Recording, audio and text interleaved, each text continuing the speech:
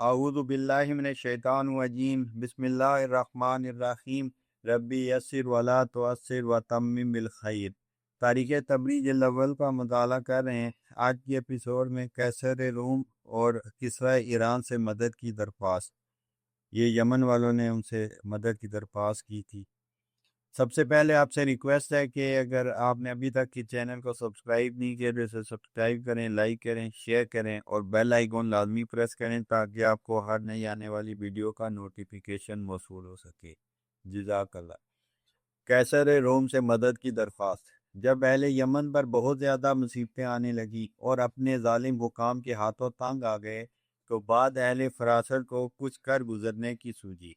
چنانچہ ایک شخص سیف بن ذی یزن حمیری، جس کی کنیت ابو مرہ تھی، اپنی قوم کی طرف سے قیصر روم کے پاس شکایت لے کر آیا اور کہا کہ ہم لوگ حبشیوں کے ہاتھ سے جو اس وقت ہمارے ملک یمن پر حکمران ہیں، ہم چاہتے ہیں کہ آپ ان کو ہمارے اوپر سے دفع کر دیں اور روم میں سے کسی کو ہمارا حاکم مقرر فرما دیں۔ مگر شاہ روم نے ان کی شکایت رفع نہ کی اور اس کام میں ہاتھ ڈالنے کی اسے ہمت نہ ہوئی۔ کہنے لگا کہ تمہارا ملک دور ہے اور اہل فارس بھی وہاں سے قریب ہیں، میں ان کے چنگل میں نہیں پھنسنا چاہتا۔ بہرحال قیصر روم نے سیف بن ذی یزن کو ٹال دیا۔ نوشیروان سے مدد کی درخواست۔ سیف بن ذی یزن محروم و مایوس ہو کر نعمان بن منظر عامل ہیرا کے پاس آیا۔ نعمان اس وقت نوشیروان کی طرف سے اس صوبے کا گورنر تھا اور سارا ماجرا اس کی خدمت میں پیش کیا۔ نعمان نے کہا کہ میں اپنی طرف سے کچھ نہیں کر سکتا، البتہ میں ہر سال کسریٰ کے ہاں جاتا ہوں۔ تم اس وقت میرے پاس ٹھہرو، میں تمہیں اپنے ساتھ وہاں لے چلوں گا، تمہاری حاجت براری کے لیے اس سے سفارش کروں گا۔ کسریٰ کا دربار۔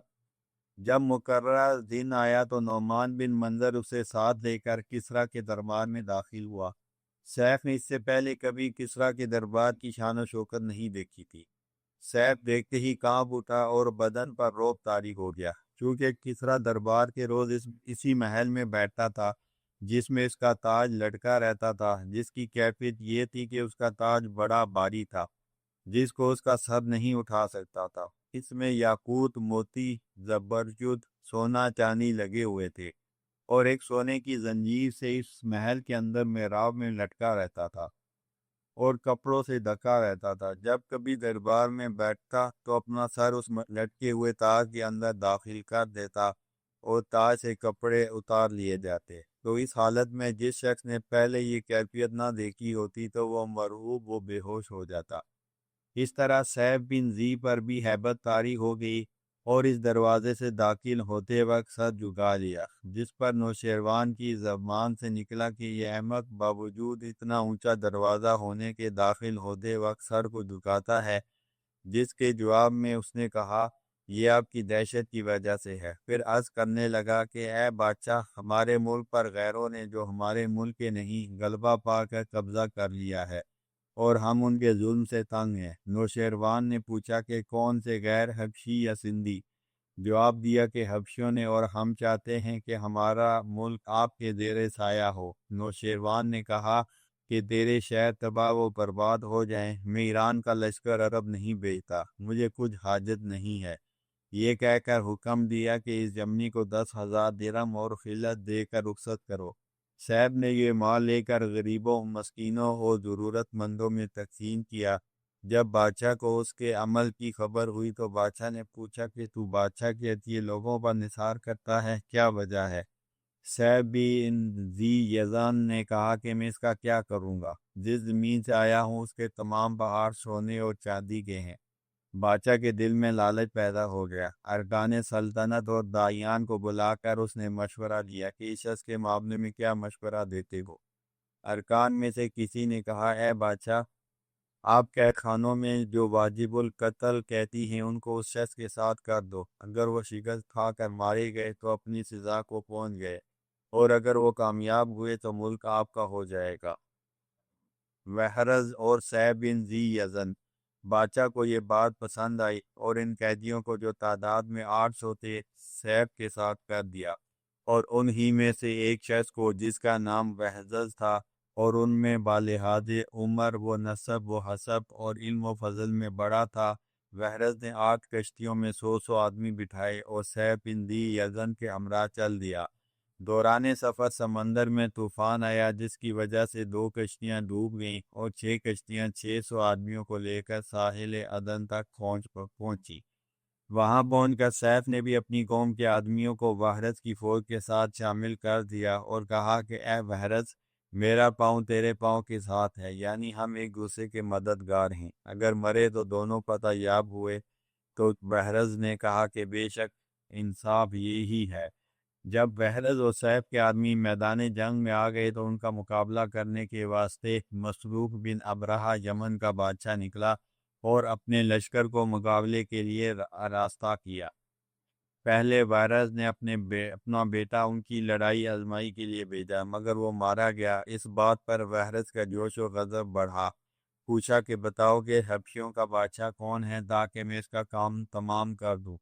کہا گیا کہ وہ جو ہاتھی پر سوار ہے اور جس کے سر پر تاج رکھا ہوا ہے اور اس کی آنکھوں کے سامنے سرخ یاقوت لگا ہوا ہے۔ کہا تھوڑی دیر ٹھہرو، پھر پوچھا کہ اب کس حالت میں ہے؟ کہا گیا کہ اب گھوڑے پر سوار ہے۔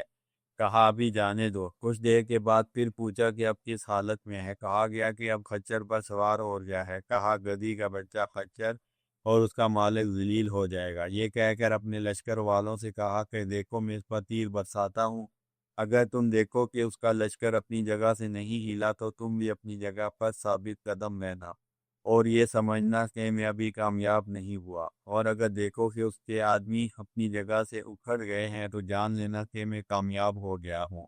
اس حالت میں یہ ان پر یک لک حملہ کر دینا۔ یہ کہہ کر اپنی کمان پر تان چڑھائی اور داغ کر ایک نشانہ لگایا۔ تیر اس کی آنکھ کے یاقوت سے نکل کر گدی سے باہر ہو گیا اور وہ اپنے خچر سے سرنگو ہو کر گر گیا۔ اتنے میں اس کا لشکر تتر بتر ہو گیا۔ اس حالت کو غنیمت جانتے ہوئے اس پر انہوں نے حملہ کر دیا۔ کچھ حبشی بھاگ گئے اور کچھ قتل کر دیے گئے، اور وحرز جب فتح یاب ہو کر دروازے میں داخل ہونے لگا تو حکم دیا کہ میرے جھنڈے کو دروازے سے تیرا کر کے نہ گزارنا، بلکہ دروازہ گرا دو اور جھنڈا سیدھا لے جاؤ۔ جب وحرز نے یمن پر قبضہ کر لیا تو کسریٰ کو سارے حالات لکھ بھیجے۔ کسریٰ نے جواباً لکھا کہ سیف بن ذی یزن کو اس کا بادشاہ بنا دو، اور کسریٰ نے سیف پر جزیہ ٹیکس مقرر کر دیا۔ اس کے بعد سیف ہر سال کسریٰ کے پاس جزیہ بھیجتا۔ وحرز کسریٰ کے حکم پر واپس ہو گیا۔ واضح رہے کہ سیف کا باپ ذی یزن ملک یمن میں سے تھا۔ اس طرح حبشیوں کا یمن سے خاتمہ ہوا۔ حبشیوں کو ملک یمن پر حکومت کرتے ہوئے 32 سال گزر گئے۔ اس عرصے میں یمن پر حبشیوں کی طرح سے 4 شخص اریات، ابرہہ، یکسوم اور مسروق نے حکومت کی تھی۔ اس سے پہلے ابن اسحاق کی روایت گزری ہے۔ ہشام بن محمد کی روایت کچھ اختلاف کے ساتھ اس کے قریب قریب ہے، تاہم ہشام بن محمد کہتے ہیں کہ ابرہہ کے بعد یکسوم یمن کا مالک ہوا۔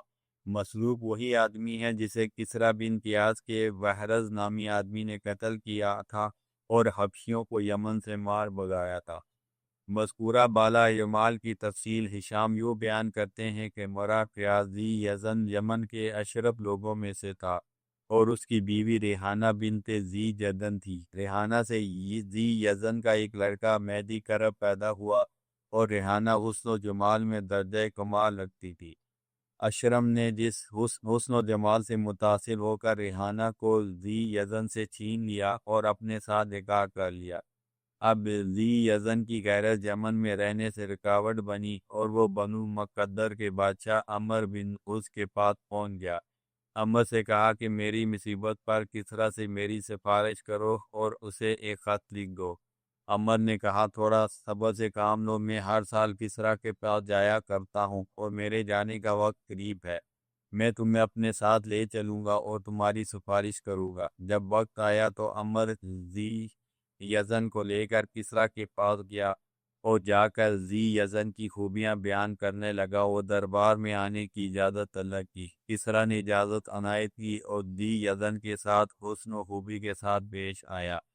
ذی یزن نے کہا کہ اے بادشاہ، ہمارے ملک پر کالوں نے قبضہ کر لیا ہے اور ہمارے معاشرے میں بری بری حرکتیں شروع کر دی ہیں۔ اگر بادشاہ سلامت ایسا قدم اٹھاتا تو وہ اس کا زیادہ حقدار تھا۔ کہا کہ بادشاہ سلامت، آپ سارے جہاں کے ملوک پر فضل و کرم میں فوقیت رکھتے ہیں، اب ہم فتح و نصرت کی بھیک مانگتے ہوئے آپ کے در پر آئے ہیں، ہماری مدد کیجیے تاکہ اللہ تعالی ہمارے دشمنوں کا کام تمام کر دے۔ سو بادشاہ سلامت، اگر آپ میری بات پر یقین رکھتے ہیں تو ہماری امید کو بحال رکھتے ہوئے میرے ساتھ ایک لشکر جرح بھی بھیج دیجیے تاکہ دشمن کو ملک بدر کر سکیں۔ اس طرح آپ کی مملکت میں اضافہ ہو جائے گا۔ ہمارے علاقے کو نظر انداز نہ کیجیے گا، ہمارا مفضل و شاداب ہے، عرب کے باقی ماندہ علاقوں کی طرح چکیل نہیں ہے۔ بادشاہ نے کہا، ہم نے تمہارے ملک کے بارے میں سن لیا، اچھا یہ تو بتاؤ کون سے کالوں نے تمہارے ملک پر قبضہ کیا ہے، سندھیوں نے یا حبشیوں نے؟ کہا نہیں، بلکہ حبشیوں نے۔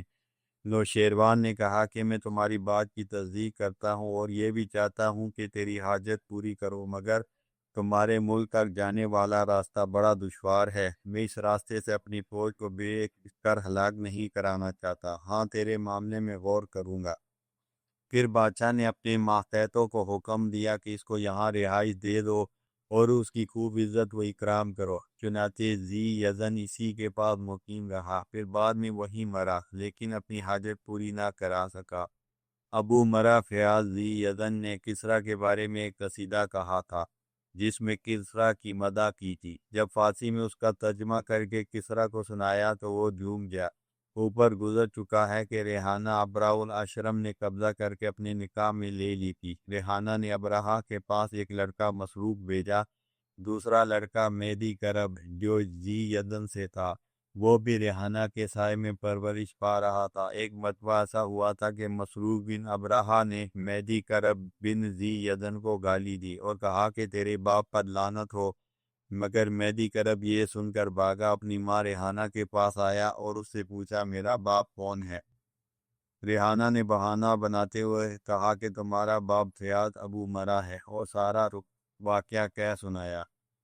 واقعہ کو سن کر گویا میدی کرب کے جگر پر تیر چل گیا اور انتقام لینے کی ٹھان لی، لیکن ابھی کم سن لڑکا تھا، مجبوراً اسی حال میں ٹھہرنا پڑا۔ چنانچہ اشرام اور اس کے بیٹے یکسوم کے مرنے کے بعد مسروق یمن کا مالک ہوا۔ اس کے زمانے میں میدی کرب نے موقع کو غنیمت سمجھ کر ملک روم کے پاس گیا تاکہ اس سے مدد طلب کرے۔ کسریٰ کے پاس نہ گیا چونکہ اس کے باپ کی مدد بھی کسریٰ نے تاخیر کی تھی، لیکن شومی قسمت قیصر روم بھی تو حبشیوں کے مذہب عیسائیت کا پابند تھا، اس لیے مذہبی حمایت اس کی وجہ کے آرے آ گئی اور قیصر روم سے کسی قسم کی کوئی مدد نہ حاصل ہو سکی۔ ان حالات کے پیش نظر نا امیدی کی حالت میں واپس کسریٰ کے پاس لوٹا، مرتا نہ تو کیا کرتا۔ چنانچہ مناسب موقع جان کر کسریٰ کے دربار میں سوار ہو کر پیش ہوا اور زوردار صدا لگائی کہ اے بادشاہ، تیرے پاس میری ایک میراث پڑی ہوئی ہے۔ کسریٰ نے اسے اب پاس آنے کے واسطے بلایا، گھوڑے سے اتر کر کسریٰ کے پاس گیا، اس سے پوچھا کہ تو کون ہے اور تیری کون سی میراث پڑی ہے؟ کہنے لگا کہ میں ایک بوڑھے یمنی ذی یزن کا بیٹا ہوں، تو نے میرے باپ کے ساتھ اس کی امداد کا وعدہ کیا تھا، وہ بیچارہ تو تیرے دروازے پر پڑا پڑا مر گیا، مگر تو نے اس کی کوئی مدد نہ کی، اب تیرے اوپر واجب ہے کہ وعدہ وفائی کے لیے تو میرے ساتھ نکلے۔ کسریٰ نے اس کو مال دینے کا حکم دیا۔ میدی کرب نے مال لے کر زمین پر بکھیرنا شروع کر دیا اور لوگوں نے مال اٹھا اٹھا کر اپنے پاس جمع کر لیا۔ جب کسریٰ کو خبر ہوئی تو اس نے اپنے پاس بلوایا اور کہا کہ تجھے کس چیز نے ایسا کرنے پر ابھارا؟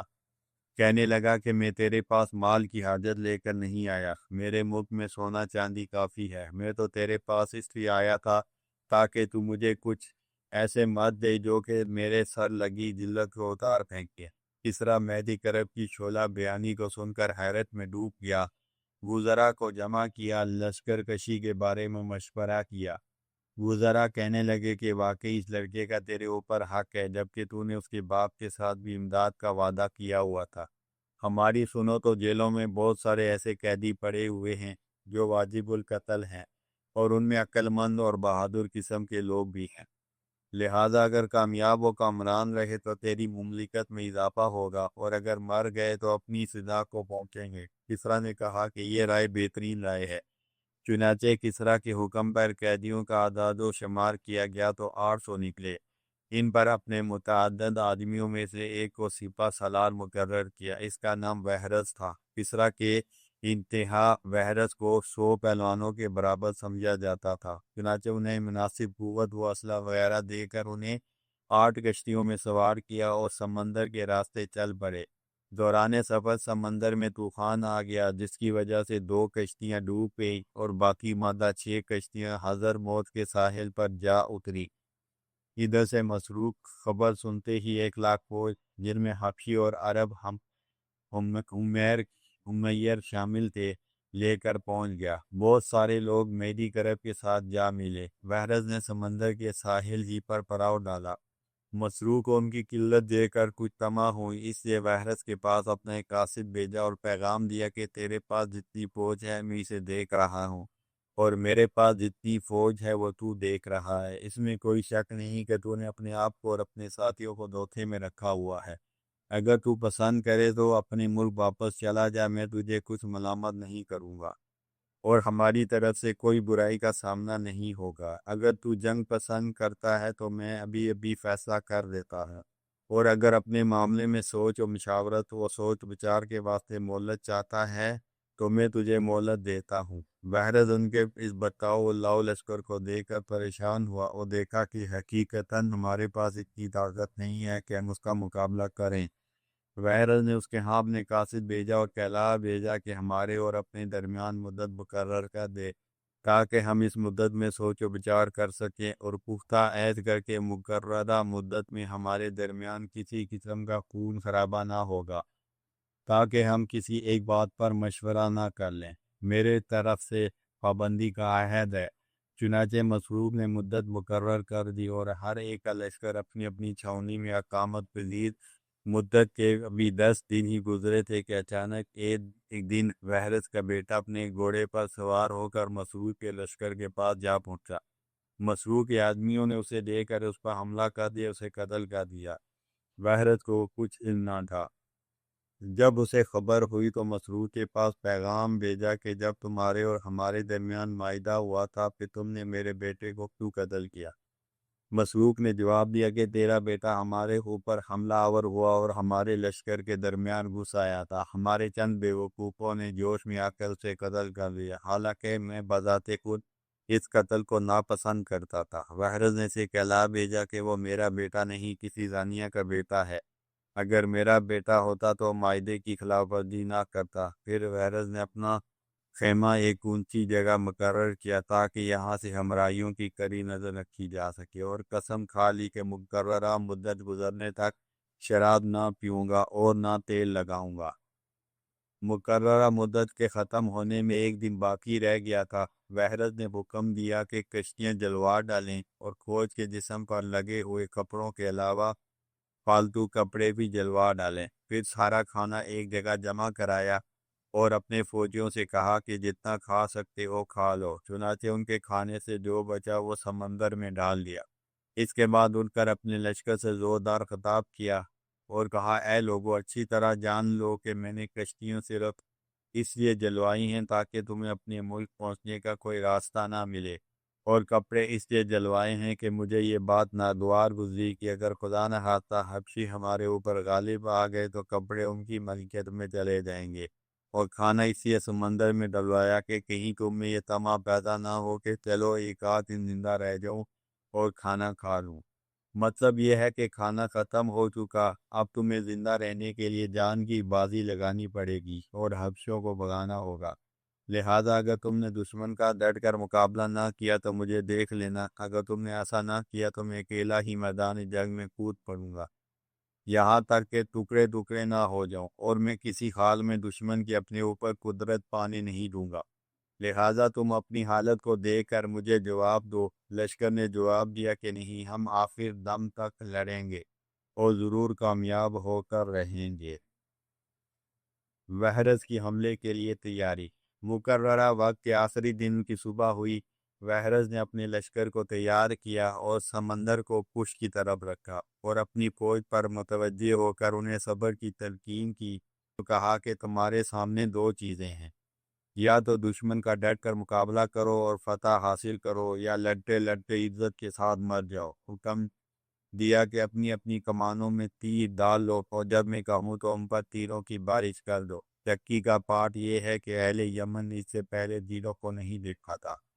مخالف سمت سے مسروق بھی سر پر تاج سجا کر ایک ہاتھی پر بیٹھے ہوئے اپنے لشکر عظیم کے ساتھ حرکت میں آیا۔ یہ خیال نہیں ہو سکتا تھا کہ وحرس کے حق میں کامیابی ہوگی۔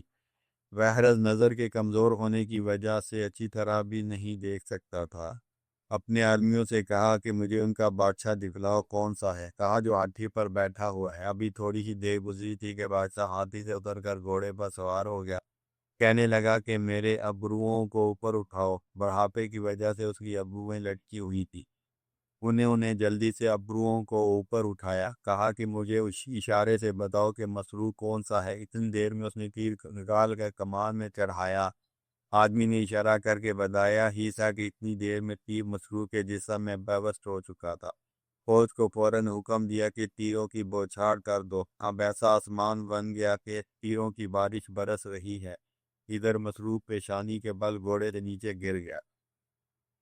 تیر اندازی میں مسروق کی کثیر جماعت ہلاک ہو گئی۔ بقیہ لوگوں نے جب مسروق کو مرا ہوا دیکھا تو شکست تسلیم ہو گئے۔ وحرس نے اپنے بیٹے کی لاش دفنائی اور مسروق کو ایک گڑھے میں ڈالا، اور وہ سب مال غنیمت ہاتھ آیا۔ مسروق کے بچے ہوئے لوگوں کو قیدی بنا لیا۔ اس کے بعد وحرس نے حکم دیا کہ حمیری اور عربی قیدیوں کی جان بخشی کرو، اور حبشیوں میں سے ایک بھی آدمی کو زندہ نہ چھوڑو۔ چنانچہ سب حبشیوں کو موت کے گھاٹ اتار دیا۔ دوران جنگ ایک عربی اپنے خون پر سوار ہو کر بھاگ نکلا۔ اون کو مسلسل ایک رات اور ایک دن تک بھگاتا رہا۔ چنانچہ ایک جگہ پہنچ کر پیچھے مڑ کر دیکھا تو اون پر رکھے ہوئے سامان میں سے ایک تھیلے میں تیر پیوست ہو چکا ہے۔ تیر کو مخاطب کر کے کہا کہ تیری ماں کی ہلاکت، کیا دوری ہے، سفر زیادہ لمبا ہو گیا ہے؟ مطلب یہ کہ کیا میں تجھ سے دور بیٹھا ہوں، یا تو چلتے چلتے تھک گیا ہے؟ میرے جسم میں پیوست کیوں نہیں ہوتا؟ وہ بیچارہ سمجھا کہ تیر میرا پیچھا کر کے مجھے لگنا چاہتا ہے۔ وحرس حبشیوں کے قتل کی مہم سے فارغ ہو کر صنعا میں فاتحانہ انداز میں داخل ہوا اور سارے یمن پر غلبہ پا لیا، اور مختلف صوبوں میں اپنے گورنر بھیج کر مقرر کر دیے۔ وحرس اور میسی کرب کی بہادری کو ابو سلید اور ابو امیہ بن اوسلت ثقفی نے قصیدے میں یوں بیان کیا ہے۔ اس کے کچھ اشعار کا ترجمہ درج ذیل ہے۔ انتقام کا مطالبہ ابن ذی یزن جیسے لوگ ہی کرتے تھے، چنانچہ وہ کئی سالوں تک سمندر کے کنارے دشمنوں کے لیے مقیم رہا۔ ہریکل کے پاس بھی گیا، مگر اس کے پاس اپنا مطلوب نہ پا سکا، حالانکہ ہریکل کے اختیارات اس وقت بہت بلند ہوا کرتے تھے۔ پھر 7 سالوں کے بعد کسریٰ پہنچا۔ اس وقت لوٹ مار بہت ہو چکی تھی، یہاں تک کہ بہت سارے قیدیوں کو کشتیوں میں سوار کر کے لایا۔ میری عمر کی قسم، اس وقت تو کلک و اسرا بہت لمبا ہو چکا تھا۔ کسریٰ جو کہ بادشاہوں کا بادشاہ تھا، اس کی طرح کون ہو سکتا ہے؟ وحرس کا قتل کون کر سکتا ہے جس دن اس نے حملہ کیا تھا؟ اللہ تعالیٰ کے لیے ہی ساری بلائی ہے۔ جس دن وہ مضبوط جماعت کو لے کر نکلے اور ان لوگوں میں ان کی مثال نہیں ملتی۔ وہ چمکیلی جینوں والے سردار تھے، وہ ایسے شیر تھے جن کی پرورش غیظ و غضب میں ہوئی تھی۔ یوں لگتا تھا کہ گویا پالان تیروں کو اگل رہا ہے، چنانچہ یہ بہتر اور فوراً اپنے نشانے پر پہنچ جاتا ہے۔ اب آرام سے تکیہ لگا کر شراب نوش کر، عمدہ مقام میں تیرا محل ہوگا۔ جب وہ مر گئے تو اب مزے سے خوشبو لگا اور فاتحانہ انداز میں چادر لٹکا لے۔ یہ عمدہ رسم کی کرم نوازیاں تھیں۔ تجھے مبارک ہو دودھ کے 2 پیالے، کیا چیز ہیں جن میں پانی ملا لیا جائے تو پیشاب بن جاتے ہیں۔ محمد بن اسحاق کی روایت کا باقی حصہ۔ اوپر ہشام کی روایت وسعت و تفصیل کے ساتھ بیان ہوئی ہے۔ اب دوبارہ محمد بن اسحاق کی روایت کی طرف چلتے ہیں۔ چنانچہ ابن اسحاق فرماتے ہیں کہ وحرس کسریٰ کے پاس لوٹ آیا اور سیف بن ذی یزن کو یمن کا حاکم بنایا۔ سیف کے دل میں حبشیوں کی عداوت ٹوٹ ٹوٹ کر بھری تھی۔ اس نے بقیہ حبشیوں میں سے اکا دکا اگر کہیں بچ بھی گیا تو اسے غلام بنا لیا، تب ایک کو اپنے سامنے جنگی جوہر دکھانے کے لیے اپنے پاس بھی رکھ لیا۔ ایک دن اچانک اس حبشی کے سامنے حربی مظاہرہ کر رہے تھے۔ جب انہوں نے دیکھا کہ سیف ہمارے وس میں آ چکا ہے تو اسے قتل کر دیا۔ اس طرح یمن کی قسمت کا ستارہ ایک بار پھر مان پڑ گیا۔ ایک حبشی نے حکومت پر قبضہ کر لیا اور یمن کے کچھ سوارے ہوئے حالات و سر نو بگاڑ دیا۔ سیب کے معاونین کا بھی قتل عام کیا۔ جب اس کی خبر کسریٰ کو پہنچی تو اس نے وحرس کو اس مرتبہ 4000 کا لشکر دے کر یمن بھیجا اور ساتھ کہا کہ یمن میں کسی حبشی کو زندہ نہیں چھوڑنا، یہاں تک کہ کسی عربی عورت سے بچہ پیدا ہوا ہے اسے بھی قتل کر دینا۔ اگر کسی ایسے آدمی کو دیکھو کہ جس کے گھڑیالے بال ہیں اور سمجھو کہ اس میں حبشی ملاوٹ ہے تو اسے بھی قتل کر ڈالو۔ چنانچہ وحرس نے اپنے لشکر کے ساتھ یمن میں داخل ہوا اور کسریٰ کی وصیت کے مطابق اس نے سب کچھ کیا اور ایک حبشی کو بھی زندہ نہ چھوڑا۔ اس کے بعد کسریٰ کو حالات لکھ بھیجے۔ کسریٰ نے اسے یمن کا حاکم بنا دیا۔ چنانچہ عرصے تک یمن سے کسریٰ کو ٹیکس بھیجتا رہا۔ جب وحرس مرا تو کسریٰ نے اس کے بیٹے مرزبان کو یمن کا حاکم مقرر کیا۔ جب مرزبان مرا تو اس کے بیٹے خرخسرہ بن مرزبان بن وحرس کو یمن کا حاکم مقرر کیا۔ خرخسرہ سے کسریٰ کسی وجہ سے ناراض ہو گیا اور غصے میں آ کر قسم کھا لی کہ اہل یمن سے اپنے کندھوں پر اٹھا کر میرے پاس لائیں ورنہ یہ سب کا قتل عام کر دوں گا۔ چنانچہ اہل یمن نے خرخسرہ کو کندھوں پر اٹھایا اور کسریٰ کے پاس لے آئے۔ کسریٰ نے اسے قتل کر دیا اور بازان کو یمن کا حاکم مقرر کر کے بھیج دیا۔ چنانچہ حضور صلی اللہ علیہ وسلم کی بعثت تک بازان ہی یمن کا حاکم رہا۔